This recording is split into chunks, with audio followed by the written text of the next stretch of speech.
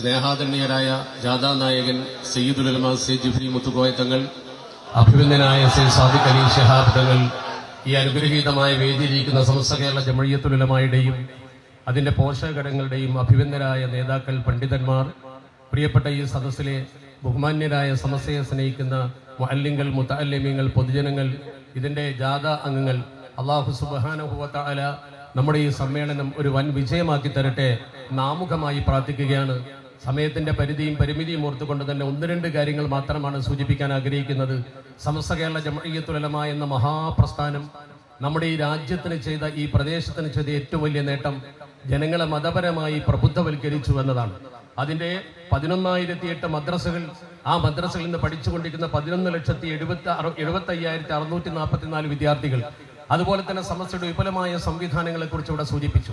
ഈ പാരാവാരം പോലെ പരന്നു കിടക്കുന്ന പ്രിയപ്പെട്ട മുഅല്ലിങ്ങൾ, ഈ ശുഭ്രവസ്ത്രധാരികളായ പണ്ഡിതന്മാർ ഈ ഉമ്മത്തിനെ പഠിപ്പിച്ചത് മനുഷ്യ സൗഹൃദമാണ്. ആ മനുഷ്യ സൗഹൃദമാണ് ഇന്ത്യയിൽ നിന്നും കേരളത്തെ വ്യത്യസ്തമാക്കി നമ്മുടെ ഐക്യവും ഒരുമയും സ്നേഹവും കാത്തുരക്ഷിക്കാൻ നമുക്ക് ഏറ്റവും വലിയ രാസത്വരകമായി നമുക്ക് മുമ്പിലുള്ളത്. അഖ്ലുസ് സുന്നത്തി വൽ ജമാഅത്തിന്റെ ആദർശം മുറുകെ പിടിച്ചുകൊണ്ട് ആ ആശയധാരയിൽ നിന്ന് സമൂഹം പുറകോട്ട് പോകാതെ സത്യസന്ധമായി പരിശുദ്ധ ദീനുൽ ഇസ്ലാമിനെ അവർക്ക് പരിചയപ്പെടുത്തി കൊടുത്തു എന്നതാണ് ഏറ്റവും പ്രധാനം. പൂർവീകരെ അനുസരിക്കുക എന്നതാണ് സമസ്ത കേരള ജംഇയ്യത്തുൽ ഉലമാ സമൂഹത്തോട് പറയുന്നത്. അള്ളാഹുവിന്റെ പരിശുദ്ധ ഹബീബ് അഷ്റഫുൽ ഖൽഖ് മുഹമ്മദ് മുസ്തഫ സ്വല്ലല്ലാഹു അലൈഹി വസല്ലമ തങ്ങൾ പറഞ്ഞു, ഊസിക്കും ബി അസ്ഹാബി തുമ്മല്ലദീന യലൂനഹും തുമ്മല്ലദീന യലൂനഹും. ഇതിന്റെ അർത്ഥം പൂർവീകരെ പൂർണ്ണമായി അനുധാവനം ചെയ്യുക എന്നതാണ്. സ്വഹാബത്തിന്റെ കാലഘട്ടത്തിൽ അവർ പരിപൂർണമായി അവരുടെ പൂർവീകരായ അവരുടെ കൂട്ടത്തിൽ തന്നെയുള്ള പ്രഗൽഭരെ അനുധാവനം ചെയ്തിരുന്നു എന്ന് കാണാൻ കഴിയും. 4 ഖലീഫമാരെയും മുആദ് റളിയല്ലാഹു തആല, ഉബയ്യ് ഇബ്നു കഅബ് റളിയല്ലാഹു തആല, അബ്ദുറഹ്മാൻ ഇബ്നു ഔഫ് റളിയല്ലാഹു തആല, സെയ്ദ് ഇബ്നു സാബിത്ത് റളിയല്ലാഹു തആല തുടങ്ങിയ ആളുകളാണ് അന്ന് പ്രധാനമായും ഫത്വ കൊടുത്തിരുന്നത്. അവരെ മറ്റുള്ളവർക്ക് അനുധാവനം ചെയ്യാൻ, അവരെ അംഗീകരിക്കാൻ ഒരു പ്രയാസവും ഉണ്ടായിരുന്നില്ല. ആ തരത്തിലുള്ള പൂർവീകരെ അനുസരിക്കുന്ന ഒരു സമൂഹം വളർന്നു വന്നാൽ നമ്മുടെ സമൂഹത്തിൽ ഇന്ന് കാണുന്ന ഭിന്നതകൾക്ക് പരിഹാരമാകുമെന്ന കാര്യത്തിൽ യാതൊരു തർക്കവുമില്ല. അതോടൊപ്പം തന്നെ നമ്മുടെ നാട്ടിൽ ഇന്ന് മതസൗഹൃദം തകർക്കുന്ന പ്രവർത്തനങ്ങളാണ് പലയിടത്തും നടന്നുകൊണ്ടിരിക്കുന്നത്. ഒറ്റ കാര്യം പറയട്ടെ, അമുസ്ലിങ്ങളും മുസ്ലിങ്ങളും ഒരുമിച്ച് ജീവിക്കുന്ന ഈ മലപ്പുറം ജില്ലയിൽ പോലും വന്ന് മലപ്പുറം ജില്ലയെ മോശമായി ചിത്രീകരിച്ച ആളുകളുണ്ടായി. മദ്രസയിൽ വളരെ വ്യക്തമായി നമ്മൾ പരിശോധിച്ചാൽ കാണാൻ കഴിയും. നാസറുൽ ഉലൂം എന്ന് പറയുന്ന മദ്രസ നമ്മുടെ ജില്ലയിൽ തന്നെ വെന്നിയൂരുണ്ട്. ആ മദ്രസക്ക് സ്ഥലം നൽകിയത് കപ്രാട്ട് പാറുക്കുട്ടി എന്ന ചിന്നമ്മു അമ്മ എന്നൊരു സ്ത്രീയാണ്. അതിന്റെ ആധാരം സമസ്ത കേരള ഇസ്ലാം മത വിദ്യാഭ്യാസ ബോർഡിന്റെ ഓഫീസ് നമുക്ക് കാണുവാൻ കഴിയും. ഒരു അമുസ്ലിമായ വനിത മതം പഠിക്കാൻ വേണ്ടി നല്ല സ്ഥലം വഖഫ് ചെയ്തുകൊണ്ട് സമൂഹത്തിന് സമർപ്പണം ചെയ്ത ഒരു പാരമ്പര്യം ഇവിടെ ഉണ്ടായി. അതുപോലെ നിരവധി സംഭവങ്ങൾ നിങ്ങൾക്ക് ഓർമ്മയുണ്ടാകും. നമ്മുടെ കേരളക്കരയിൽ അറിയപ്പെടുന്ന ഒരു സിനിമാ താരമായിരുന്ന ജഗതി ശ്രീകുമാർ, അദ്ദേഹം ജീവിച്ചിരിക്കുന്നു. എങ്ങനെ? മലപ്പുറം ജില്ലയിലെ പാണമ്പ്ര എന്ന് പറയുന്ന നാഷണൽ ഹൈവേ വരുന്നതിന് മുമ്പുള്ള വലിയ വളവിൽ അർദ്ധരാത്രി സുബഹിയോടടുത്ത സമയം അദ്ദേഹം ആക്സിഡന്റിലായി വീണ് പിടയുന്ന മനുഷ്യനെ തൊട്ടടുത്ത പള്ളിയിൽ ദർസ് നടത്തുന്ന മുദരിസിന്റെ പ്രിയപ്പെട്ട കുട്ടികൾ, ശുഭ്രവസ്ത്രധാരികളായ മുഅല്ലിമീങ്ങൾ, അവര് പോയിട്ടാണ് താങ്ങിയെടുത്ത് ആശുപത്രിയിൽ എത്തിച്ചത്. അതാണ് മലപ്പുറത്തിന്റെ പൈതൃകം. ആ പൈതൃകത്തെ ചോദ്യം ചെയ്ത് ഈ ജില്ലയെ വർഗീയമാക്കാൻ ആര് ശ്രമിച്ചാലും അത് അനുവദിക്കുകയില്ല എന്ന് ഈ ഉമ്മത്ത് സമൂഹത്തിനോട് പറയണം. മാത്രമല്ല, നിങ്ങൾക്ക് ഓർമ്മയുണ്ടാകും, 1969 അതുകൂടി സൂചിപ്പിച്ച് ഞാൻ അവസാനിപ്പിക്കുന്നു. 1969 ജൂൺ 16 മലപ്പുറം ജില്ല നിലവിൽ വരുന്നത്. ഈ മലപ്പുറം ജില്ല നിലവിൽ വരുന്നു എന്ന് കേട്ടപ്പോൾ 1969 മാർച്ച് 6 VJT ഹാളിൽ തിരുവനന്തപുരത്താണ് ഇന്ത്യയിൽ ഒരു സംസ്ഥാനത്തും ഇല്ലാത്ത വിധം മലപ്പുറം ജില്ലക്കെതിരെയുള്ള സമരപ്രഖ്യാപനം അന്ന് ഇന്ത്യയിലെ പ്രഗത്ഭനായ നേതാവ് അടൽ ബിഹാരി വാജ്പേയിയെ കൊണ്ടുവന്ന് നടത്തിയത്. അദ്ദേഹത്തെ തെറ്റിദ്ധരിപ്പിച്ചതാകാം. പക്ഷേ നിങ്ങൾ ഓർക്കണം, 29 വർഷങ്ങൾക്ക് ശേഷം, 29 വർഷങ്ങൾക്ക് ശേഷം അതേ വാജ്പേയി ഇന്ത്യയുടെ പ്രധാനമന്ത്രിയായിരിക്കുന്ന സമയത്ത് അദ്ദേഹം ഇന്ത്യ മഹാരാജ്യത്ത് കുടുംബശ്രീയുടെ ദേശീയ തല ഉദ്ഘാടനത്തിന് തെരഞ്ഞെടുത്തത് മലപ്പുറം ജില്ലയിലെ കോട്ടക്കുന്നായിരുന്നു.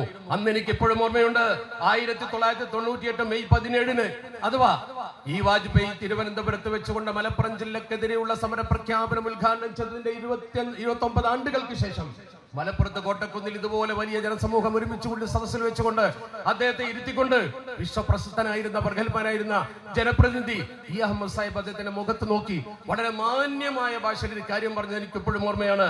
അദ്ദേഹം വളരെ ബഹുമാനത്തോടെ വിളിച്ചുകൊണ്ട് പറഞ്ഞു, Atalji, this Malappuram is not what you heard. നിങ്ങൾ കേട്ട മലപ്പുറമല്ല അടൽജി, ഈ മലപ്പുറം എന്ന് പറയുന്നത് Malappuram is a role model of human friendship and communal harmony in our India. നമ്മുടെ ഇന്ത്യയിലെ ഹ്യൂമൻ ഫ്രണ്ട്ഷിപ്പിന്റെയും കമ്മ്യൂണൽ ഹാർമണിയുടെയും മനോഹരമായ പ്രദേശമാണിത് എന്ന് അദ്ദേഹം മനോഹരമായി പ്രസംഗിച്ചപ്പോൾ വാജ്പേയി പോലും അംഗീകരിച്ചു.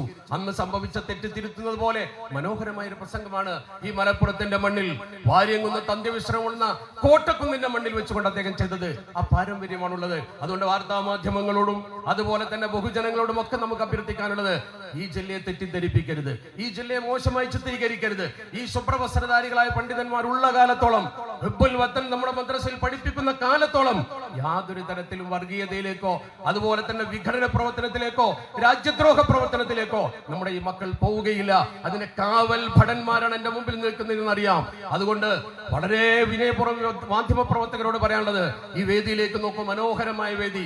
സയ്യിദുൽ ഉമ്മയും അതുപോലെ തന്നെ ബഹുമാനപ്പെട്ട സയ്യിദ് ജിഫ്രി മുത്തുക്കോയ തങ്ങൾ എന്ന് പറയുന്ന നമ്മളേറെ ബഹുമാനിക്കുന്ന സമസ്ത കേരള ജംഇയ്യത്തുൽ ഉലമയുടെ സയ്യിദുൽ ഉലമ എന്ന മഹാനായ പണ്ഡിതനുമാണ് ഒരുമിച്ചൊരു വേദിയിലിരിക്കുന്നത്. ഈ കൂട്ടായ്മ, ഈ കുടുംബം നൽകുന്ന സന്ദേശം, ഈ ഐക്യത്തിലാണ് നേരത്തെ ഇവിടെ സൂചിപ്പിച്ചതുപോലെ ഈ ഉമ്മത്ത് പോകേണ്ടത്. അതിൽ വിള്ളലുണ്ടാക്കാൻ ആര് ശ്രമിച്ചാലും അതിനെതിരെ ഉമ്മത്ത് ജാഗരൂകരാകണമെന്ന് ഈ സന്ദർഭത്തിൽ സൂചിപ്പിക്കാൻ ഞാൻ ആഗ്രഹിക്കുകയാണ്. ആ ഒരുമ, ആ അന്തസ്, അതാണ് സമസ്ത കേരള ജംഇയ്യത്തുൽ ഉലമ ഈ ഉമ്മത്തിന് കാണിച്ചു കൊടുത്തിട്ടുള്ളത്. നമ്മുടെ ഈ മഹാസമ്മേളനം വൻ വിജയമാക്കുന്നതിന് വേണ്ടിയുള്ള പ്രതിജ്ഞ എടുത്തുകൊണ്ട് നമുക്ക് മുന്നേറാം. അള്ളാഹു അനുഗ്രഹിക്കട്ടെ എന്ന് മാത്രം സൂചിപ്പിച്ചുകൊണ്ട് എല്ലാവിധ ഭാവങ്ങളും നേർന്നുകൊണ്ട് ഇത് മുന്നോട്ട് കൊണ്ടുപോകുവാനും ഇതിനെ നയിക്കുവാനും സയ്യിദുലുമക്ക് അള്ളാഹു ദീർഘായുസ്സും ആഫിയത്തും പ്രദാനം ചെയ്യട്ടെ എന്ന പ്രാർത്ഥനയോടുകൂടി അവസാനിപ്പിക്കുന്നു. ആഖിറു ദഅവാന അൽഹംദുലില്ലാഹ്. അസ്സലാമു അലൈക്കും വറഹ്മത്തുള്ളാഹി.